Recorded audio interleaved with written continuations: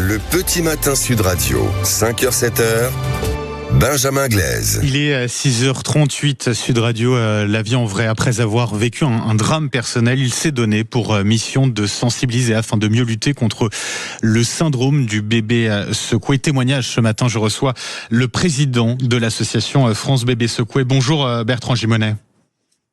Oui, bonjour. Et merci d'être avec nous ce matin sur Sud Radio. Le drame dont je parlais à l'instant, c'est ce qui s'est passé il y a un peu plus de 10 ans. Pour vous, en 2014, vous avez perdu votre fils. Il était âgé de 4 mois. Comment c'est arrivé, Bertrand Gimonet? Que s'est-il passé exactement? Nous avions décidé avec ma compagne de faire garder nos enfants chez une assistante maternelle agréée, une nouvelle assistante. Et malheureusement, au bout de quelques jours, cette personne a secoué plusieurs fois notre fils Tom, 3 fois, et dont la dernière fois, la 3e fois, il a fait un arrêt cardio-respiratoire chez elle. Le problème, c'est qu'avant d'arriver à cette 3e fois, Bertrand Gimonet, c'est très difficile de diagnostiquer ce syndrome du bébé secoué. Il n'y avait aucun symptôme, aucun indice qui laissait croire que effectivement, cette assistante maternelle secouait violemment Tom. Tout à fait. En fait, moi, j'étais pas spécialisé comme maintenant sur le syndrome du bébé secoué, et ce jour, on n'avait pas détecté les premiers signes. On a vu ces premiers signes comme des signes normaux, un enfant qui était pâle, qui était pas bien, qui mangeait pas bien, qui dormait pas bien. Un bébé comme tout le monde. Et comme tout se passe à l'intérieur de la boîte crânienne, les saignements, on les voit pas.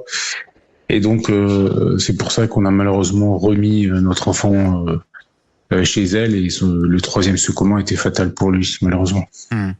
C'est pourquoi vous avez décidé de créer quelques années plus tard, en 2023, cette association baptisée France Bébé Secoué, pour alerter, pour informer, pour prévenir, accompagner les victimes. C'est ce qui vous avait manqué finalement à l'époque, Bertrand Gimonet? Oui, tout à fait, c'est ça. C'est sensibiliser les parents pour leur donner toutes les informations sur ce qu'est le syndrome du bébé secoué et surtout comment le prévenir. Et puis sensibiliser les professionnels de santé pour savoir diagnostiquer du premier coup. Parce que nous, on avait vu un médecin, un hôpital, et ils sont passés à côté. Et puis savoir aider les professionnels de santé, pédiatres, sages-femmes, infirmières puères, pour apporter le message de prévention. Comment l'apporter de façon bienveillante afin que toute personne ayant en charge un bébé sache avoir la bonne pratique, les bonnes attitudes quand on est exaspéré avec un bébé, quand on va devenir violent avec un bébé, pour qu'on évite de le secouer. Ce que vous dites, Bertrand Gimonet, c'est que même les professionnels de santé n'ont pas su diagnostiquer ce qui arrivait à votre fils à l'époque. Oui, tout à fait. Le premier rendez-vous, on avait vu notre médecin généraliste et qui a fait les examens habituels et qui n'a rien vu. Je peux le comprendre. Le 2e coup, c'était à l'ancien hôpital de Belfort, en urgence pédiatrique. On est resté 4 jours et aucun examen de première intention, scanner ou écho de la fontanelle, n'a été fait, qui aurait permis de voir les saignements et pouvoir engager après le processus classique lors d'un traumatisme crânien non accidentel. Ça a évolué maintenant, notamment, j'imagine, grâce à votre association, les soignants sont davantage sensibilisés, ils arrivent mieux à détecter ces signaux, ces symptômes? Nous l'espérons. On intervient depuis maintenant quelques années. On peut pas, nous, seule association, sensibiliser tous les professionnels, mais on fait différentes campagnes sur les réseaux sociaux pour alerter. On propose des outils sur nos sites internet qui permet aujourd'hui de donner des informations, de les aider. Et donc ça, c'est à notre échelle. Après, globalement, c'est vrai que depuis 2014, il y a un certain nombre de choses qui ont été mises en place qui permettent, ou qui devraient permettre aujourd'hui tout type de professionnel de savoir agir correctement face à un bébé, ou face surtout à des parents inquiets qui voient le comportement de leur enfant changer. Et se dire, il se passe ces choses, il faut que j'entame des examens pour diagnostiquer les secouements, protéger l'enfant face à un adulte qui le maltraite, et surtout après engager un processus médical pour le prendre en charge correctement. Parce que il se passe quoi concrètement quand un bébé est comme ça violemment secoué? Qu'est-ce que ça provoque, et donc quels sont les signaux précisément qui doivent alerter? Je l'entends, tout changement doit alerter. Alors, le syndrome du bébé secoué, c'est un traumatisme crânien non accidentel. C'est-à-dire, pour faire simple, c'est un adulte qui va prendre généralement le bébé par les aisselles, qui va le secouer comme un prunier d'avant en arrière. Ouais.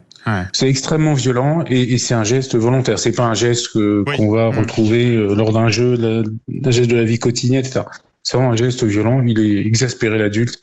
Il va exercer sa domination sur l'enfant pour le faire taire, par exemple, parce qu'il pleure.